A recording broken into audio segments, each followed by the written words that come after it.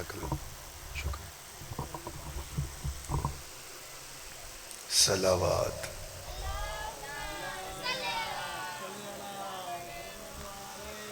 اعوذ باللہ السمیع العلیم من الشیطان اللعین الرجیم.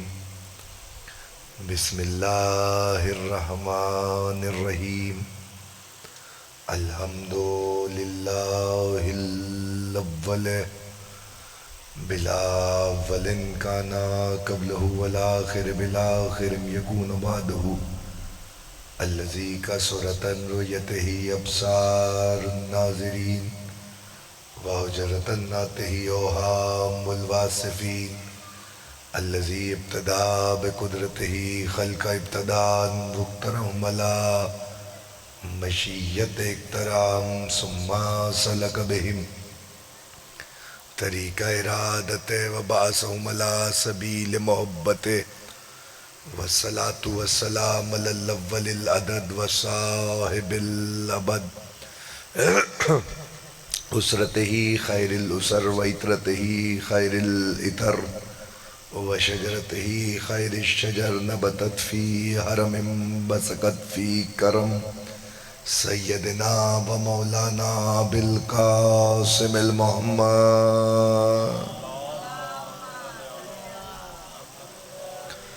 وَإِلَى بَيْتِهِ الطَّيِّبِينَ الطَّاهِرِينَ الْمَعْصُومِينَ الْمُنْتَجَبِينَ الْمُنْتَخَبِينَ الَّذِينَ أَذْهَبَ اللَّهُ عَنْهُمُ الرِّجْسَ وَطَهَّرَهُمْ تَطْهِيرًا.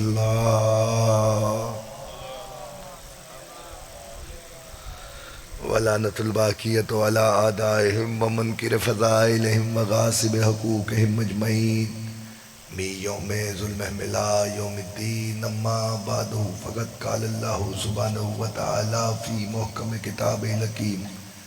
بسم اللہ الرحمن الرحیم. ان اللہ اصطفاہ علیکم وزادہ بسطۃ فی العلم والجسم. صلوات.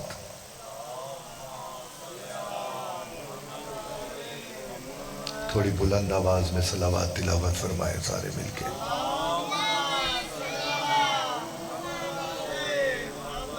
اذان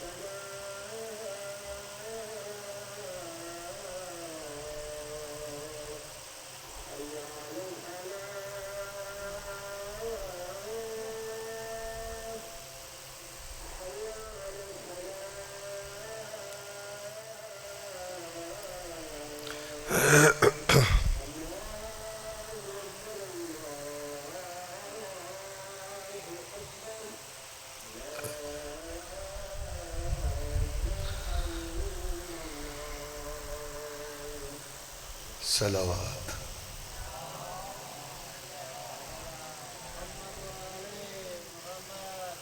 گفتگو ہے وفا کے کردگار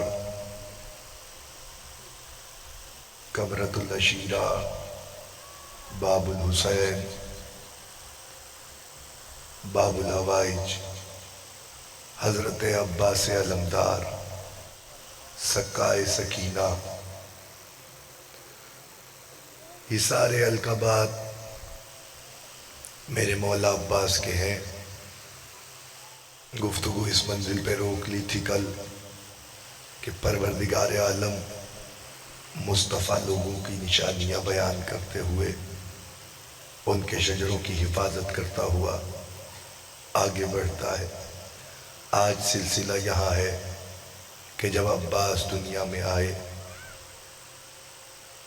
اور کل حیات 32 برس ہے، ظاہری حیات، حضرت ابوالفضل عباس کی ظاہری حیات 32 برس ہے، اور اس 32 برس کی سوال حیات کو جاننا ہر ایک پہ واجب ہے۔ جو حسین کی معرفت حاصل کرنا چاہتا ہے اسے چاہیے کہ وہ عباس کی معرفت حاصل کرے، کیونکہ حق حضرت عباس یہ ہے کہ جو حضرت عباس کے حق کو نہیں جانتا، معصوم نے کہا اس پہ خدا کی لعنت ہے۔ جو حضرت عباس کے حق کو نہیں جانتا، معصوم کے فکرے ہیں کہ اس پہ خدا کی لعنت ہے۔ مصباح المتحجد، اقبال الاعمال، کامل الزیارات اور جتنی ہماری کتاب المزار، جتنی ہماری زیارتوں کی کتابیں ہیں، ساری کتابیں آپ اٹھا کے دیکھیے، راوی کہتا ہے کہ میں امام صادق علیہ السلام کے پاس تھا،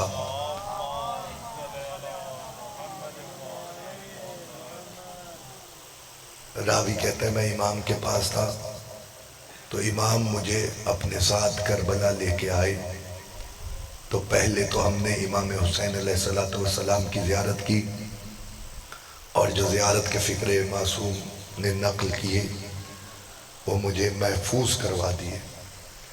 پھر وہاں سے حضرت علی اکبر کی زیارت مکمل کر کے ہم حضرت عباس کے حرم آئے، اور حضرت عباس کے رواق کے پاس کھڑے ہو کر امام نے کچھ فکرے ارشاد فرمائے۔ آج کی تقریر میں وہی فکرے آپ کے حوالے کرنے ہیں۔ امام نے پہلا فکرہ کہا سلام اللہ و ملائکتہ و مقربین، سلام اللہ و سلام الملائکۃ والمقربین، عباس آپ پر اللہ کا سلام ہو، ملائکہ کا سلام ہو، مقربین کا سلام ہو۔ کیوں؟ اس لیے کہ آپ نے حق وفا ادا کر دیا، وفا کا حق ادا کیا، تصدیق کا حق ادا کیا، نصیحت کا حق ادا کیا، تسلیم کا حق ادا کیا۔ یہ زیارت سے پہلے کے فکرے ہیں۔ اور پھر اس کے بعد معصوم نے فرمایا کہ صرف ملائکہ و مقربین کا ہی سلام آپ پر نہیں، بلکہ آپ پر آنے والی پاکیزہ روحوں کا سلام ہو، جو آ چکی ہیں ان روحوں کا سلام ہو۔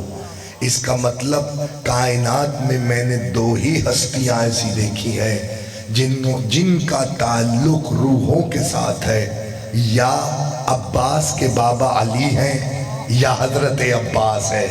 شاباش شاباش شاباش، کوشش کر کے اگر ہو جائے بات آسان آپ کے لیے تو میں جملہ کہہ رہا ہوں، یا حضرت ابوالفضل العباس ہے یا ان کے بابا امیر المومنین ہے۔ آپ کہیں گے وہ کیسے؟ معصوم کا فکرہ موجود ہے۔ معصوم کہہ رہے ہیں عباس آپ پر پاکیزہ روحوں کا سلام ہو۔ اب آپ یہ سوچ رہے ہیں میں نے کہا ہے کہ روحوں کا تعلق یا عباس سے ہے یا ان کے بابا علی سے ہے، اس لیے کہ ایک شخص علی کی بارگاہ میں آیا اور آ کے کہنے لگا یا علی میں آپ کا شیعہ ہوں، یا علی میں آپ کا شیعہ ہوں۔ علی نے کہا تو میرا شیعہ نہیں ہے، تم میرا شیعہ نہیں ہے۔ وہ تکرار کر رہا ہے علی سے۔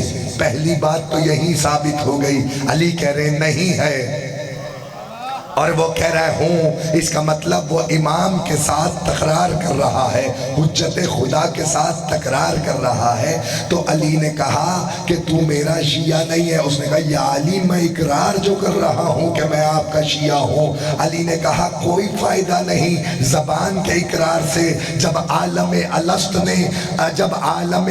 میں اللہ نے میری ولایت کی گواہی روحوں کے سامنے پیش کی تھی، اس وقت تو میں تیری روح کو وہاں نہیں دیکھ رہا تھا جہاں میری ولایت کی گواہی دی جا رہی تھی۔ وہاں تو میں تیری روح نہیں دیکھ رہا جہاں میری ولایت کی گواہی پر گفتگو ہو رہی تھی اور اللہ عہد لے رہا تھا۔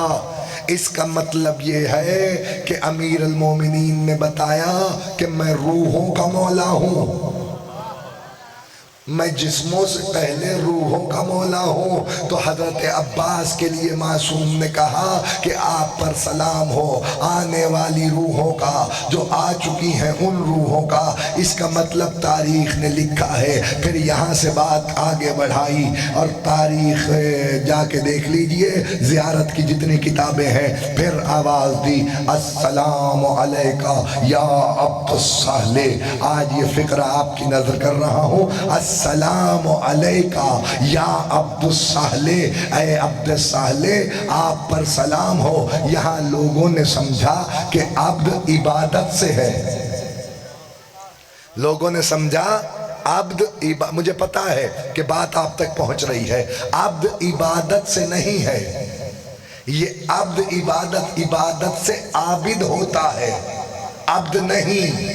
عبد کے معنی ہے بندے کے، یعنی فارسی میں بندہ، اردو میں غلام، عبد کو کہا جاتا ہے۔ اور یہ وہ لفظ ہے جس سے اللہ نے اپنے محبوب کو متعارف کرایا، سبحان الذی اسریٰ بعبدہ لیلا من المسجد الحرام الی المسجد الاقصیٰ۔ پاک ہے وہ ذات جو اپنے عبد کو لے گئی راتا راتی مسجد الحرام سے مسجد الاقصیٰ کی طرف۔ اس کا مطلب یہ ہے کہ اللہ بتانا یہ چاہ رہا ہے کہ اگر کوئی عبد کی حقیقت کو سمجھ لے تو اسے پتا چلے کہ عبد صالح کیا ہے۔ تو جب عبد صالح اگر ڈھونڈنا چاہو تو پہلے پتا لگاؤ کہ عبد صالح سے پہلے ایک لفظ قرآن میں رکھا ہوا ہے، اگر وہ سمجھ میں آ گیا تو عبد صالح سمجھ میں آ جائے گا۔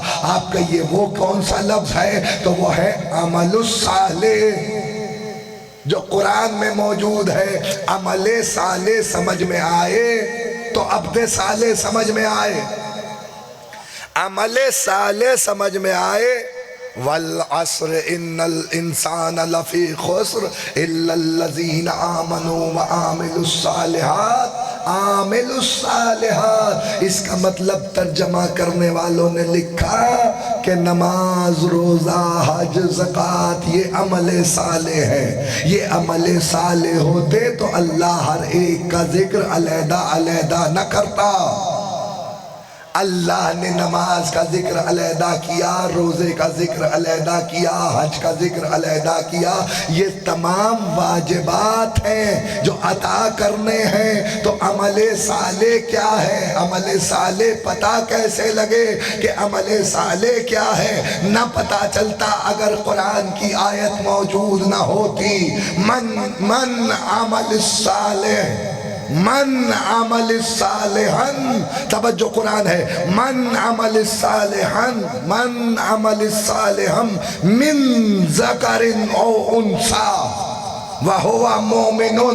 اللہ قرآن میں کہہ رہا ہے، اللہ قرآن میں کہہ رہا ہے جو بھی عمل صالح کرتا ہے وہ چاہے مرد ہو یا عورت، وَهُوَ مُؤْمِنٌ، وہ مومن ہے۔ اس کا مطلب عمل صالح کا تعلق ایمان سے جڑ رہا ہے۔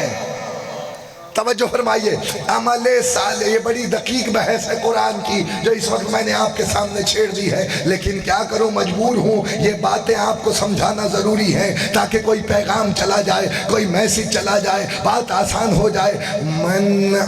من عمل صالحا من ذکر او انثی وہو مومن، اللہ کہہ رہا ہے کہ جو بھی عمل صالح کرے، اگر وہ مرد ہے یا عورت کوئی بھی ہے، اگر وہ عمل صالح کرتا ہے تو وہ مومن ہے۔ میں نے بڑا غور کیا، مفسرین نے ایک واقعہ اس آیت کی شرح میں لکھا تو پتا چلا کہ عمل صالح کیا ہے، پتا چلا کہ عمل صالح کیا ہے۔ جاؤ جا کے عالم اسلام کی کتابیں دیکھو، تاریخ طبری، تاریخ اصطیاب، یہ دو بڑی کتابیں ہیں عالم اسلام کی، آپ کو یہ واقعہ اس میں مل جائے گا کہ حضرت حمزہ علیہ السلام رسول کے چچا، کیونکہ حضرت عباس کا ذکر ہے، ایک شیر کا ذکر ہے تو دوسرے کا سہارا لینا پڑے گا۔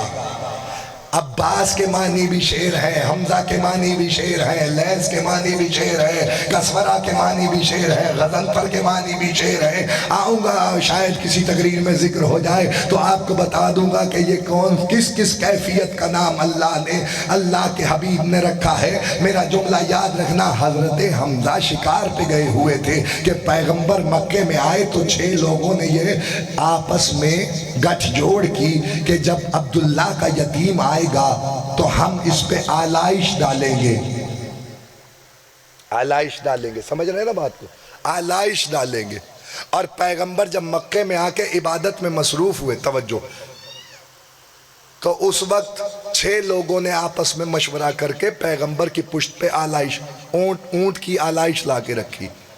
بچے بھی جانتے ہیں یہ واقعہ، کتابوں میں پڑھایا بھی جاتا ہے، نصاب میں پڑھایا جاتا ہے، ہمارے محمد کا اخلاق بتانے کے لیے، ہمارے مصطفیٰ کا اخلاق بتانے کے لیے واقعہ پڑھایا جاتا ہے۔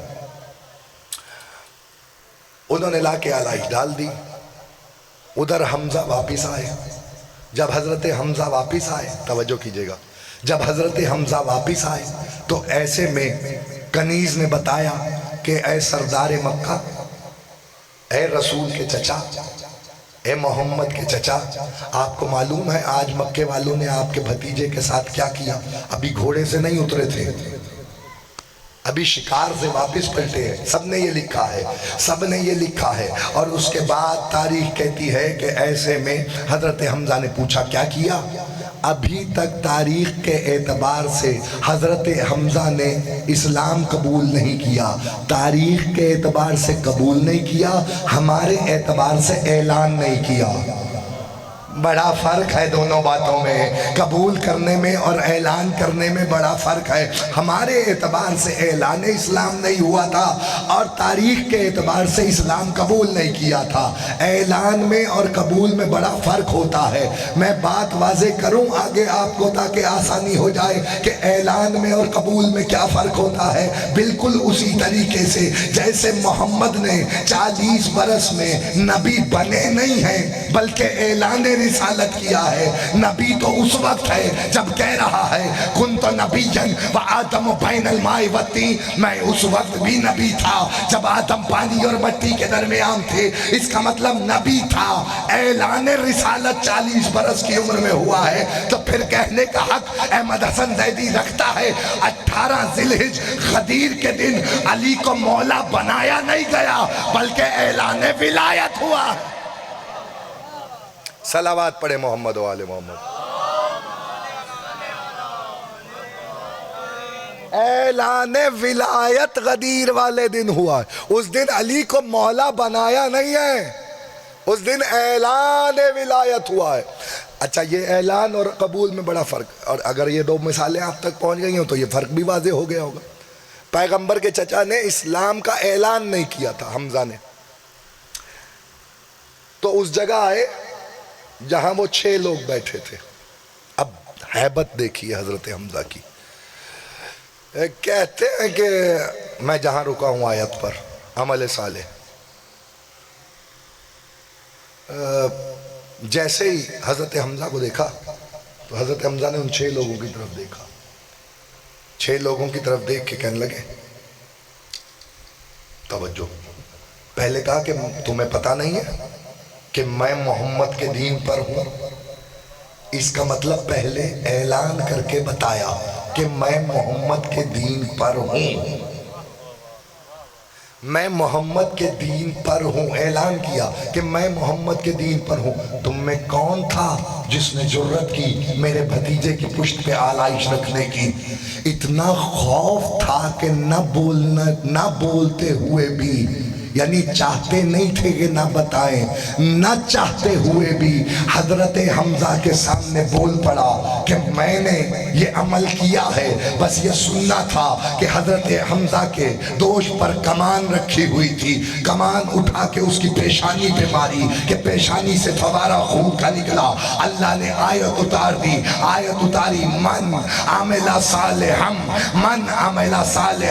من ذکر او انسا وہو مومن، جو بھی عمل صالح کرے، جو بھی عمل صالح کرے، چاہے وہ مرد ہے یا مومن، اللہ اسے مومن جانتا ہے، یا مرد ہے یا عورت، اللہ اسے مومن جانتا ہے۔ اس کا مطلب نماز عمل صالح نہیں کہا اللہ نے، روزے کو عمل صالح نہیں کہا، حج کو عمل صالح نہیں کہا، عمل صالح کہا حجت خدا کی نصرت کو۔ جو حجت خدا کی نصرت کرے گویا اس نے عمل صالح کیا۔ پھر بھی یہ جملہ یاد رکھنا، حمزہ نے عمل صالح کیا تو کچھ دیر کے لیے کیا، اس کے بعد میں بھی کیا، لیکن اس وقت وہ عبادت منقطع ہو گئی۔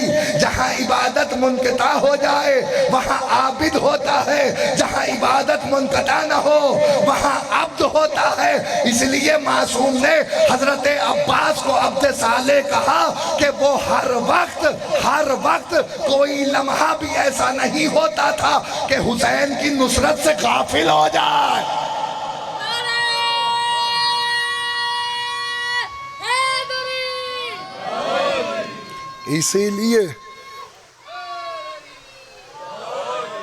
اسی لیے تاریخ نے یہ فکرے لکھے ہیں کہ اگر امام حسین علیہ السلام آرام کر رہے ہوتے تھے تو عباس جاگ رہے ہوتے تھے۔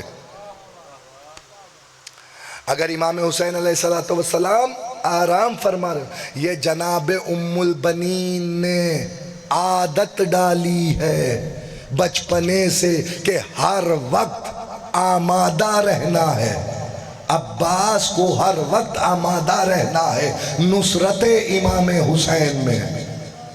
یعنی اللہ نے بتایا کہ عبد صالح وہ ہے، توجہ، عبد صالح وہ ہے جو حجت خدا کی نصرت میں ایک لمحے کے لیے بھی غافل نہ ہو۔ اور اگر یہ بات پہنچ گئی ہے تو میں جملہ آپ کے حوالے کر رہا ہوں، آج کی حد تک یاد رکھیے گا، بصدقہ محمد و اہل بیت محمد تاریخ کے فقرے یہ ہیں کہ اب جاؤ جا کے دیکھو، اگر کسی کو عبد صالح سمجھ میں نہیں آتا تو جب زہیر کین گھوڑے سے گرے، میں مسائل نہیں پڑھ رہا، فضیلت کی منزل ہے، جب زہیر کین گھوڑے سے گرے اور امام حسین علیہ السلام زہیر کے پاس پہنچے تو امام نے سلام کیا زہیر کو کہ اے عبد صالح، اے صالح، توجہ، اے عبد صالح، آپ پر سلام ہو۔ اس کا مطلب یہ ہے کہ امام بتا رہے ہیں کہ یہ میری نصرت میں مارے جا رہے ہیں، جو حجت خدا کی نصرت میں مارے جائے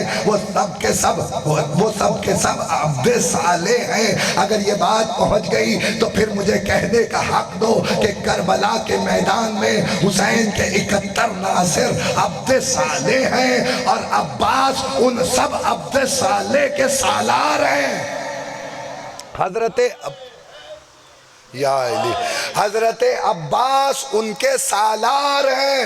اور اگر یہ بات پہنچ گئی ہے تو ایک روز مرہ کی روٹین آپ کے سامنے بیان کر رہا ہوں کہ جب 5 وقت کی نماز آپ پڑھتے ہیں تو اس میں جب آپ تشہد پڑھ لیتے ہیں تو پھر آپ کہتے ہیں السلام علیکہ ایھا النبی، ورحمۃ اللہ وبرکاتہ السلام علینا وعلی عباد اللہ الصالحین، یعنی اللہ کے عبد صالحوں پر سلام۔ مطلب کیا ہوا؟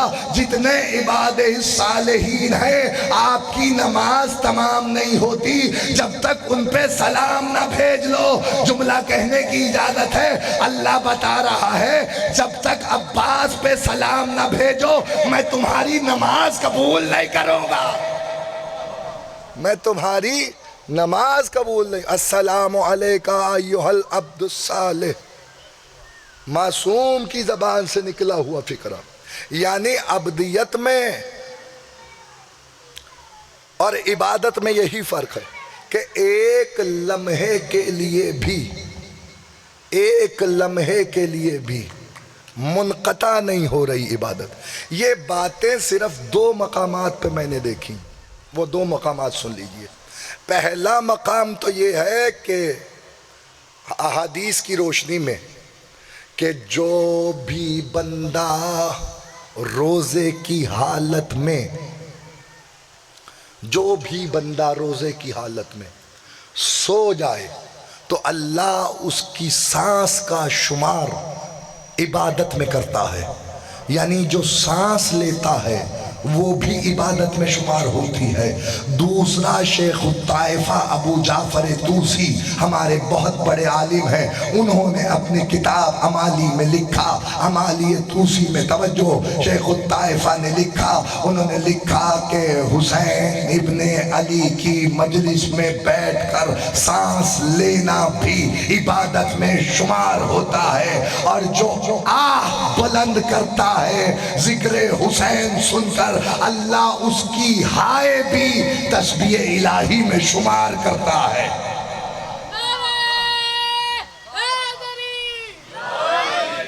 اللہ اس کی ہائے کا شمار بھی تسبیح الہی میں کرتا ہے۔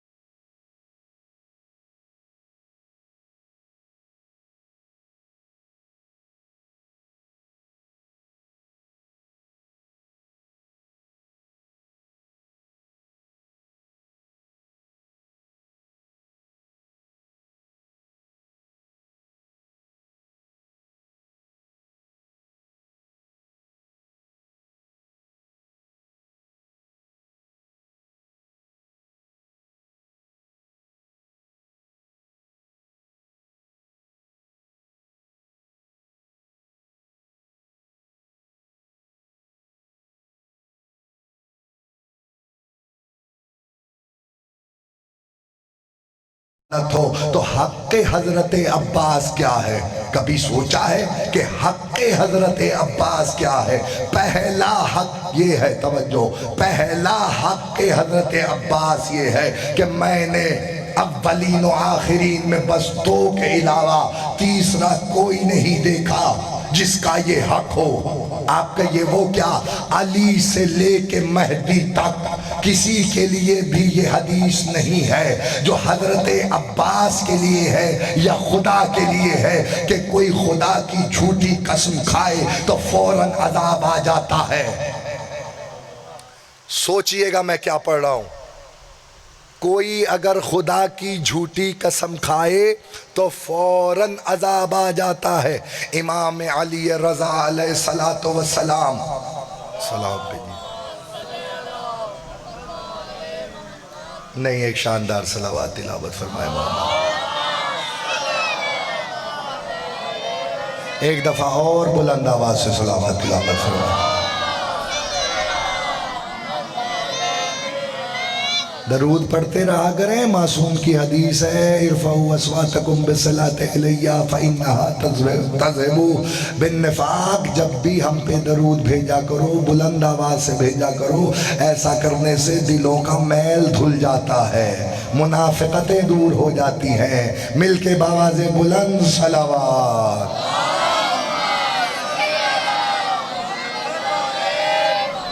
नफाक दूर हो जाता है दरूद पढ़ने से। आप इसको याद रखा करें, बच्चों को बताया करें। आप पढ़ेंगे तो बच्चे पढ़ेंगे ना, बुजुर्ग पढ़ेंगे तो बच्चे पढ़ेंगे। इनको आदत डालें। दरूद और नारे हैदरी रस्म व रिवाज नहीं है, ये जाकिर की तमन्ना नहीं है, ये जाकिर की ख्वाहिश नहीं है। नारे हैदरी और दरूद दो बातों की ज़मानत है, ये रिवायतन नहीं पढ़ा जाता। मेरे बच्चों याद रखो, दरूद पढ़ के दुनिया को ये बताते हैं, जिनको मानते हैं वो जिंदा है, मुर्दा नहीं है। जिनको मानते हैं वो जिंदा है, मुर्दा नहीं है। नारा हैदरी लगा के ये बताते हैं कि जिसका नारा लगा रहे हैं वो बहादुर है, भगोड़ा नहीं है, मर्द मैदान है। उसने हमें कभी शर्मिंदा नहीं करवाया।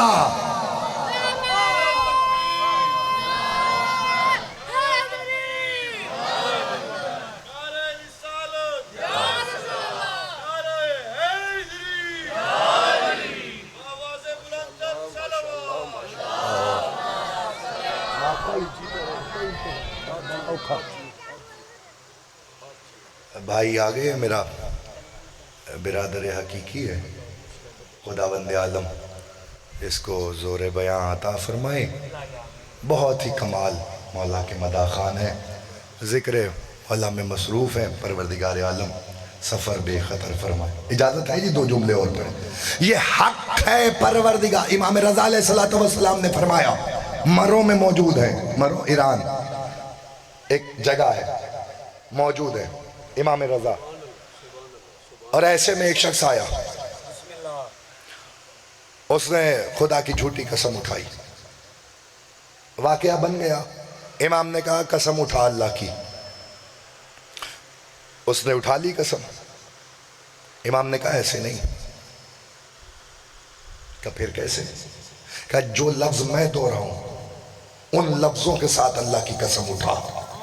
उसने इमाम के कहे हुए लफ्जों के साथ खुदा की झूठी कसम उठाई। फौरन अज़ाब आ गया, फौरन अज़ाब आ गया। कायनात में ये दो ही जगह होता है कि अगर कोई किसी की झूठी कसम उठा ले तो फौरन अज़ाब आता है। जाओ जाके खुदा में हजरत अब्बास से पूछ लेना।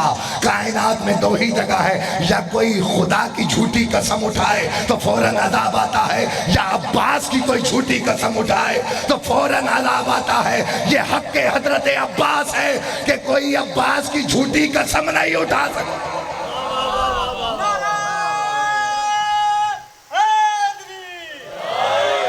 कोई हजरत अब्बास की झूठी कसम नहीं। आज तकरीर को रोक रहा हूँ यहाँ, कल यहीं से मुसलसल हो जाएंगे। ज़मीन करबला में ज़लज़ला था, दहल रही थी ज़मीन। क्यों? फौजों पे फौजें आ रही थी, दस्तों पे दस्ते आ रहे थे। ज़्यादा लंबी चौड़ी कोई गुफ्तगू नहीं है, दो मसाइब के फ़िक्रे। मसाइब मेरा भाई पढ़ेगा, मेरे से दो फ़िक्रे रिवायत के सुन लो। जनाब ज़ैनब ने कहा भैया भैया ये ज़मीन में ज़लज़ला कैसा है? आवाज़ ज़ैनब फौज पे फौज आ रही है, दस्तों पे दस्ते उतर रहे हैं। पिसर साद ख़त लिखता है और फौज भेजो, और फौज भेजो, और फौज भेजो। क्यों? इसलिए कि इसके दिल में अब्बास का खौफ है। जनाब ज़ैनब ने कहा भैया आपका भी कोई नासिर है जिसे आप ख़त लिखेंगे? हुसैन ने कहा हाँ ज़ैनब, हमारा एक नासिर है जिसको ख़त लिखेंगे। कहा भैया किसे? कहा कूफे में एक हमारा दोस्त रहता है जिसका नाम हबीब इब्न मज़ाहिर है। दो फ़िक्रे सुन आज़ादार, इसी पे मजलिस तमाम हो जाएगी। मेरे फ़िक्रे याद रखना, ये बचपन का दोस्त है। इश्तियाक़ ज़ियारत इमाम हुसैन में बचपन में अपनी छत पे टहल रहे थे कि हुसैन इनके घर आने वाले थे। या अचानक पैर रपटा और छत से ज़मीन पे आए। तारीख़ कहती हबीब की रूह कफ़से अंसरी से परवाज़ कर गई। जब इमाम हुसैन नाना के साथ मज़ाहिर के घर पहुँचे तो कहने लगे नाना आप अपने दोस्त से मिल लिए, मेरे दोस्त से मैं ना मिलूँगा। आवाज़ आई हबीब इब्न मज़ाहिर के वालिद की, यानी मज़ाहिर जो सहाबी रसूल हैं। वो कहते हैं हुसैन आपके इंतज़ार में چھت پہ ٹہل رہے تھے حبیب، یا پیر رپٹا اور زمین پہ آئے جس کی وجہ سے روح قفس عنصری سے پرواز کر گئی۔ بس یہ فکرہ سننا عزادار، یا تاریخ کہتی ہے جہاں ہے حبیب، حسین نے کہا مجھے وہاں لے چلو۔ حبیب کو جس حجرے میں لٹایا ہوا تھا وہاں حسین آئے، ادھر حسین آئے، یا حسین نے پیشانی پہ حبیب کی ہاتھ پھیرا اور پھیر کے کہنے لگے حبیب میرے دوست ابھی تو وقت نہیں آیا جدائی کا، انتظار کرو، ابھی تمہیں ہمارے ساتھ کربلا کے میدان تک جانا ہے۔ یا حبیب نے آنکھیں کھولی، ادھر خط لکھا گیا حبیب ابن مظاہر کو، اے رجل فقیر حسین تمہیں سلام کہہ رہا ہے۔ حبیب میں 2 محرم کو کوفے آ گیا، 7 کو پانی بند ہو گیا۔ حبیب میں اکیلا نہیں آیا، محمد کی بیٹیاں ساتھ آئی ہیں، ہو سکے تو جتنا جلدی ہو مجھ سے آ کے کربلا میں مل لینا، حسین تمہارا انتظار کر رہا ہے۔ عزادارو پہلا مصیبت کا فکرہ سنو، یا خط حبیب کے پاس پہنچا، حبیب نے آنکھوں سے لگایا۔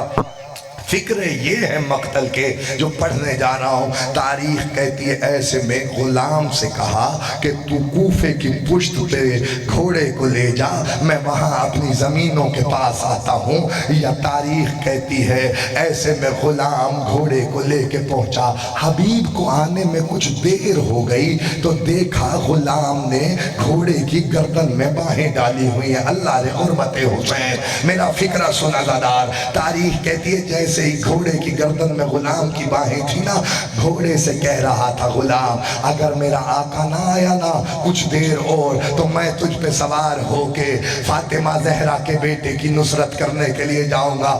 تڑپ گیا حبیب، تڑپ کے کہتا ہے، سنے گا فکرہ، تڑپ کے کہتا ہے اللہ رے فاطمہ زہرا کے بیٹے کی غربت، غلام نصرت کے لیے آمادہ ہے۔